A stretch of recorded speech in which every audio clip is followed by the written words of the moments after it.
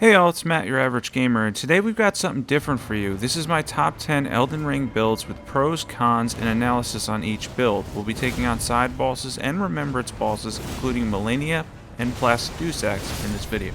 All footage is on New Game Plus 7 as always. Before we continue though, a quick shout out to ExpressVPN, the VPN I use and trust. There's a discount link and 3 extra months free in the description below. The first build that we have up here is Lion's Claw or Giant Hunt. They're relatively similar and interchangeable. They do around the same poise damage and they're both really good, although I like Lion's Claw better because you get the infinite hyper armor as well. So the whole point of this video is to take my top 10 builds in Elden Ring, but then talk about how there's really no perfect build in the game and some of the bosses you might have trouble with, along with the pros and cons of each one. Let's start with the Lion's Claw build as we get into equipment here.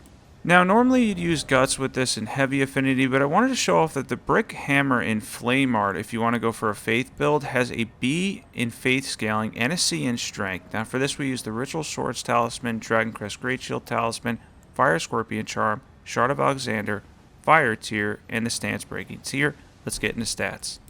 Now for stats, I wanted to do something different from last week. So last week we used Guts and Heavy Affinity. Here we take advantage of the Brick Hammer's B in Faith scaling and C in Strength on Flame Art and the power of Flame Art and Faith builds. Now we're going to go over the pros and cons. For the pros, we have solid damage, it's reliable. Good posture damage, 30-something posture damage. Lion's Claw has great hyper armor, don't need a ton of buffs. Easy to use, can get early and can flatten enemies. For cons, we have can be hit in midair animation, can be less effective against big bosses like Blasphemous and Elden Beast, and can be stamina costly. Now for number 9, we have Ancient Dragon Lightning Strike. Ancient Dragon Lightning Strike is the Comet Azur of Faith builds. This is Faith's most potent incantation with the highest damage cap. You can one-shot a lot of the bosses in the game with added buffs, and this is one that can crush larger bosses fairly easily. Be sure to be close and fully charged when casting, as it naturally does more damage when charged, but be aware that since launch they've patched the Godfrey icon out of this build, as it's now better to use Flock's Canvas Talisman for this build. We're going to get into equipment here. For equipment, if you're at 150, we have the Gravelstone Seal, Golden Order Seal if you're super high level, Jellyfish Shield, we have the Ritual Swords Talisman, Dragon Crest Great Shield Talisman, Flock's Canvas Talisman, Lightning Scorpion Charm, Lightning Tier, the Faith Tier. Let's get into stats. Now, in the description below, I'm going to name alternative builds you can do with each one of these, what other options you have. I did this the same setup as the Flame Art one. You have a lot of variety here as you're going heavily into your Faith stat. I showed this extra clip because you don't always have to go for one cast. You can easily beat a lot of the bosses in the game with 2 or 3 with just a few buffs like Golden Vow and Hellish Brewery, as they're going to give you an extra 40% damage in total.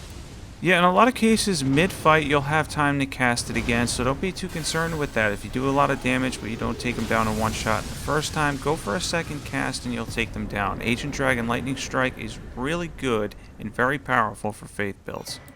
That being said, of course, we have the pros, which is super powerful. It's the Comet Azur of Faith builds. It can one-shot bosses, and bosses take solid damage from lightning in general, but the cons can need some RNG for this build. It has one of the biggest learning curves, can miss targets entirely, and involves building around one big attack. At number 8, I have Marais Executioner's Sword. Now, if you're doing a ton of buffs, this would probably make my top 5, but assuming you're looking for more reliability and reasonable buffs, this one drops down to number 8 for me. Even so, though, with just Golden Vow and Flame Grant Me Strength, you can take down a lot of the bosses in the game with just a couple uses of its Ash of War. It builds up a ton of successive attack damage, and it is chargeable and boosted by the Godfrey icon. And interestingly enough, this is the boss that you have to fight to get the Godfrey icon, which is a really good talisman, by the way. It's one of the top talismans in the game for me, having boosted a lot of the spells and incantations in the game and chargeable skills as well. Marais Executioner is no slouch, as you can get a lot of damage from this weapon. Let's get into equipment. For equipment, we have Marais Executioner plus 10. Any seal will do. I had a weightless seal on Raptor's Black Feathers, but you don't need it. We hit 51 poise, Millicent's Prosthesis, Shard of Alexander, Bronwing Sword Insignia, Godfrey Icon, and then we have the Thorny tier and the Faith tier for buffs. Let's get into stats. For stats, we went for 50 Vigor on this one instead of 60 because this splits so evenly between Strength and Arcane. A little bit more towards Strength, so we went for 50 Strength and 45 Arcane to get a lot of damage out of Marais Executioner Sword.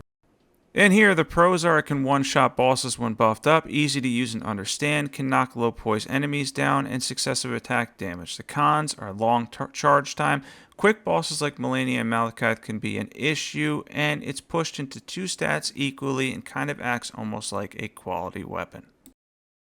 At number 7, we have Death's Poker, which has an extremely powerful magic Ash of War that builds up frost damage fast. This weapon can do a lot of damage to the majority of bosses in the game, and here we've chosen to take on Placid Deus Ex.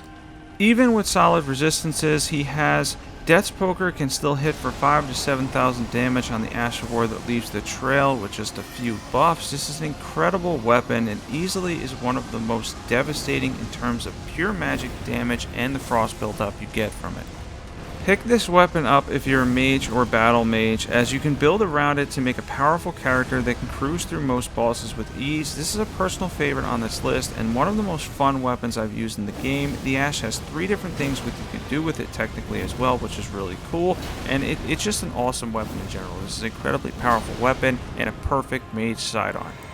Yeah, even Placid Deus Ex, who's kind of a pain to use with certain builds, magic builds actually aren't the best for him unless you're using something like Meteorite of Astal or Comet Azur. Overall, he does have decent resistances, and he has a ton of HP. On New Game Plus 7, he has 38,000, but we're able to do a lot of damage with Death's Poker, particularly the R1 that can leave the trail.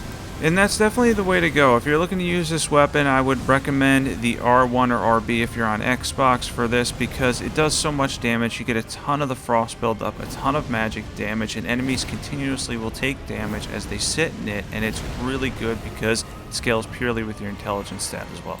Yeah, Death's Poker is definitely up there for me. In terms of the damage cap it has, it's pretty ridiculous. The damage cap is incredibly high on Death's Poker. Essentially, the Ash, which is 2 inputs, if you do buffs, like a ton of buffs, a lot of the bosses in the game you can hit for 10, 20,000 damage, which is insane.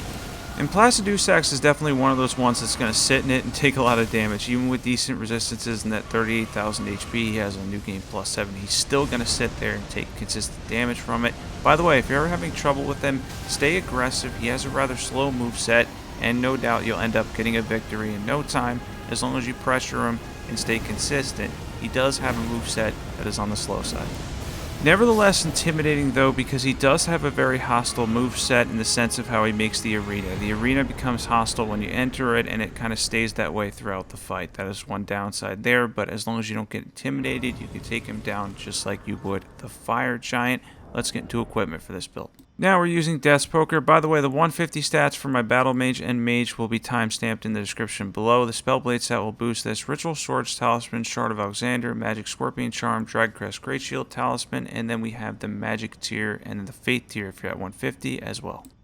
And for the pros, we have high damage, Terra Magica boosted a lot, frost buildup is extreme, 3 different attacks technically with the Ash of War. It's really fun to use. The cons are it's slow to use, Malenia can sidestep Death's Poker really well, quicker bosses can be an issue, and is best when utilizing a lot of buffs because it has a really high damage cap.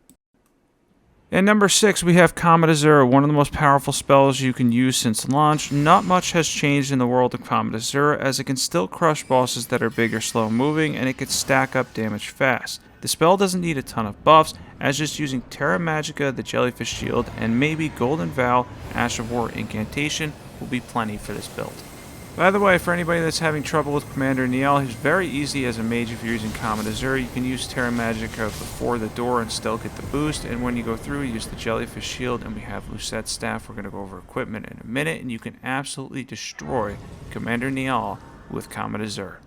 I did timestamp the 150 stats as well. For this, we have Lucett's Staff plus 10. We're using Jellyfish Shield, Azur's Glintstone Crown because it boosts Comet Azur, Ritual Swords Talisman, Graven Mask Talisman, Magic Scorpion Charm, Graven School Talisman, the Magic tier, and the Infinite FP tier. For this one, I wanted to show another clip as well because this works really well for Mohg. This is something that you can use on him, and if you're looking for a place to practice Comet Azur, Commander Niall and Mohg are perfect to practice Comet Azur on, as you can absolutely destroy them with this spell. Yeah, it truly is something that's incredibly powerful in terms of Comet Azur. If you've never used Comet Azur and you're a mage build, that setup that I have here is pretty much perfect for it, as we're basically boosting everything from this spell. We're boosting pure magic damage, and we get a ton of damage out of Comet Azur itself because it's so incredibly powerful. And goodbye, Mog. That is never a challenging fight if you're a mage and you're using Comet Azur. As he slowly walks towards you, you'll have plenty of time to do the buffing, the whole bit there with Terra Magica, and then the infinite FP tier obviously has to be last, and then you can destroy him. There's the 150 stats, by the way, if you're using the spell version. The Battle Mage I timestamped as well.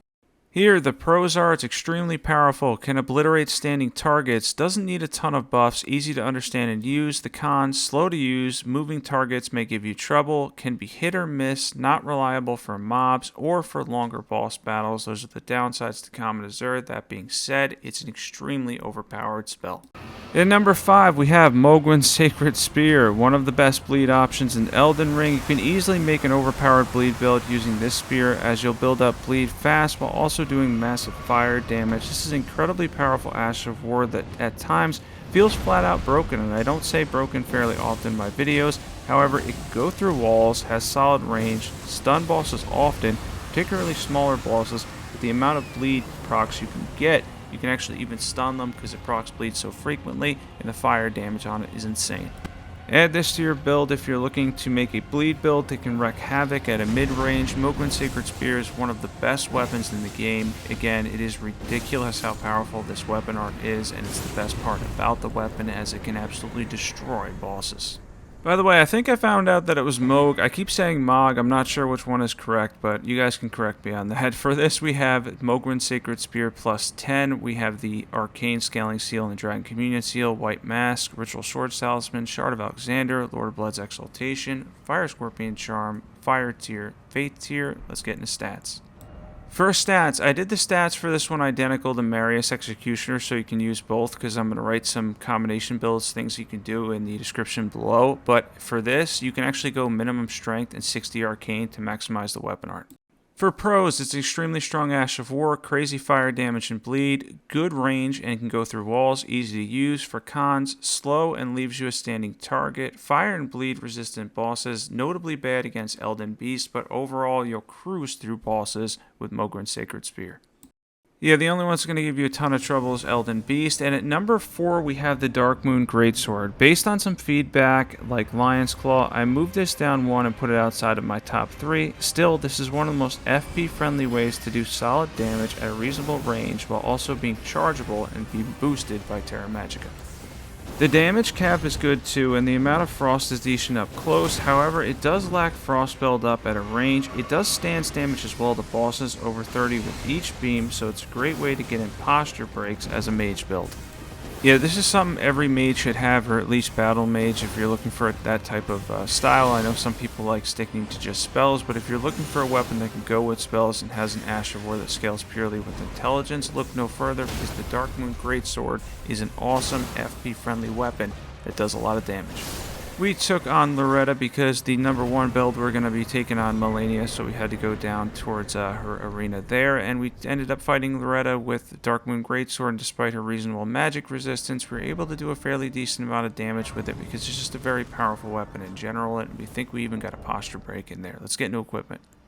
For equipment, we have the Darkmoon Greatsword plus 10. Any seal will do. The Spellblade set will boost this by 8% in total. Ritual Swords Talisman, Shard of Alexander, Magic Scorpion Charm, Godfrey Icon, because this is chargeable. You don't need the Infinite FP tier. You can use the Faith tier if you're at 150 and the Magic tier as well. And here are the 150 stats if you're going for a Battle Mage build. I'll timestamp this point in the video. For pros, we have low FP cost, good range, easy to use and understand, scales purely off intelligence, stance damage is solid at around 30 something per beam, and now for the cons, we have not as high as damage cap as Death's Poker and some spells, and the frost buildup on range attacks isn't that good, I think around 10 per beam, so you got to be up close to get the frost damage. At number 3, we have jump attack bleed builds. I'm pretty much going to categorize all of them here. Pretty much all of them are quite good anyway. I mean, at the end of the day, for me, I like the scavengers, as you can pump a ton in arcane and get amazing damage at lower levels. For those looking for other options, you can use any occult weapons, like you could switch to the Nagakiba on occult, for example, or the starting katana, and then if you're going to go the other way with strength and arcane, like the Gargoyle Twin Blades, you can use Marais Executioner or even Mohgwyn's Sacred Spear, though keep in mind with Mohgwyn's Sacred Spear, I keep saying it wrong, the Ash of War scales almost purely with your arcane stat, so that one's more arcane focused if you're taking advantage of the Ash of War. Yeah, pretty much all the jump attack bleed builds in the game are absolutely going to crush it, and for this setup we have 2 Scavenger Curve Swords on Occult, Dragon Communion Seal, White Mask Raptor's Black Feathers, Millicent's Prosthesis, Claw Talisman, Lord of Blood's Exaltation, Rotten Wing Sword Insignia. Then we have the Thorny tier and the Fate tier for buffs. Let's get into stats for this one. For stats, the advantage here with the Scavengers is we can invest all our points in Arcane and just get insane damage out of it, and you can basically go with any occult weapon at this point that you have the stats for. We got some decent base stats there with 16 strength and 19 dexterity, and then just put whatever weapon on occult. Let's go over the pros and cons. For pros, we have amazing bleed and successive attack damage, probably the best bleed build up in the game, very easy to use, and for cons, we have bleed resistant bosses. It can be boring for some with the style of play, and having to proc seppuku on both weapons can be a little bit of a pain before each fight. At number 2, we have the Blasphemous Blade, which is one of the easiest weapons to use and understand in the lands between. The Blasphemous Blade easily makes the top 3 as the fire damage is solid, it has really good range, and it heals you as well with the Ash. Literally anytime someone is struggling, this is the weapon I recommend the most. You can get unstuck most of the time just by switching to this beast of a weapon. Faith builds for the win. This really truly is one of the best weapons in the game and can carry you fairly often as well. It is incredible how good the Blasphemous Blade is. If for some reason you've never used this weapon or you're new, this is something that you have to build around. It will absolutely make your life so much easier. It truly is an incredible weapon. For equipment, we have the Blasphemous Blade plus 10. Any seal will do. We hit 51 poise. Ritual Swords Talisman, Dragon Crest Great Shield Talisman, Shard of Alexander, Fire Scorpion Charm. Then we have the Fire tier, the Faith tier as well. Let's get into stats. Yeah, for stats for this one, again, you're going to go faith-based. This is going to be heavily invested in faith. We have 60, 70 with the faith tier, and we hit 60 vigor as well to basically make us a lot of hits given the fact that we're getting health back all the time with the Blasphemous Blade. It really is one of the best weapons in the entire game of Elden Ring to build around. Let's get into the pros and cons. For pros, it's probably one of the easiest, if not the easiest, Ashes of War to use in the lands between. Great fire damage, healing on the Ash, powerful for 90% of the bosses in the game. Cons, fire-resistant bosses and enemies can be boring for some, and yeah, it might just be too easy when you're just using the Ash because the Blasphemous Blade is truly that good. At number 1, we have Night Comet, the most powerful spell in the entire game. Even with my love for Faith, I have to admit that Night Comet is unbelievable. You have insane range, it's chargeable, and its damage cap is amazing too. This spell has few downsides. Malenia here on New Game Plus 7 has around 26,000 HP. All the footage in here was New Game Plus 7 on every build, and with a few buffs, she takes 3,000 to 4,000 damage per Night Comet at a relatively safe distance. It has really incredible range. In Phase 1, just pace yourself. I actually end up almost dying in the clip you're going to see in the second phase. It only took 4 or 5 tries for me to take her down, and as you guys know, I'm just average at games in general. Because Night Comet's that good, it can make a lot of fights in the game a lot easier, as a lot of the bosses that can normally see stuff, they can't see it, they can't dodge it, and it can continuously do damage while being chargeable for even more. Yeah, Night Comet definitely has the capability to carry you. It really can do that. It's that powerful, and if you want to add buffs to it, it can do even more damage, as the damage cap on it is really quite insane. The damage before even doing a crazy amount of buffs is really good because you get a 60% boost when you're using 2 Staves of Loss. By the way, I can't remember if I mentioned this or not, but if you're not subbed to this point, definitely hit that subscribe button if you've been following my videos lately. I'm going to continue to work as hard as I can. I've had a little bit of a tooth issue on my past couple of recordings, so it's been a little bit difficult to voice record, but hopefully I'm getting through that. Should get it fixed this upcoming week, finally. But anyways, be sure to hit that sub button. You're not going to want to miss out, and you're going to be part of an awesome, growing community. And yay, on to Phase 2 Malenia here. As we were taking on the second phase of the fight, we're going to cast Terra Magica, get in as many charged Night Comets as we can here for the most damage. At this point, we should be able to get her around half HP, and then after that, we could use the quicker version of the spell. You don't have to charge it at this point to do continuous damage to Malenia. Got a little lucky here. It makes me really happy when she does the Scarlet Rotflower again, because it gives you a chance to basically buff or use your FP, fill up all that stuff if you have to as well, HP, whatever, and be able to hit her again and then cast Terra Magica if you want to for even more damage. Got a little lucky here because I didn't end up dying. That was the part where I almost died. And then We're going to use as many Night Comets as we can. Now I'm not going to deal with charging them as much at this point. We could just cast them real quick and get rid of Malenia. Yeah, and she's going to end up going down relatively quick here at the end because I don't focus on charging it towards the very end of the fight. Once she gets in your face, it's easier to just cast it quick and get around 2,000 damage or whatever it is and just build up the damage quickly and get rid of her. At that point, she should have about a third of her HP anyway, and we're going to get new equipment for this one. For equipment for this build, we have 2 Staves of Loss, plus 25 on the one you're casting with. Spellblade set only boosts Ashes, so it's a random set of armor on. We have the Ritual Swords Talisman, Graven Mask Talisman, Magic Scorpion Charm, Godfrey Icon because it is chargeable, the Magic tier, and the Faith tier if you're doing buffs. I tag the 150 stats, same as Comet Azur. Let's get into pros and cons. For pros, we have amazing damage, great range, chargeable, easy spell to use, bosses can't see it or dodge it, likely the most powerful spell in the game, and for cons, can be boring if you're only using one spell. Renala, who has really high magic resistance, Elden Beasts and Placidusax can also be longer fights, and you'll likely change staffs for other spells, because this is the best staff specifically for Night Comet. I wanted to do an in-depth guide for my top 10, and hopefully this lived up to expectations as I went over the upsides and downsides to the best builds in Elden Ring. Be sure to comment and let me know what you think, as well as subbing so we continue to grow an awesome community. Catch you all at my channel, and as always, thanks for watching this one, and be sure to hit that sub button.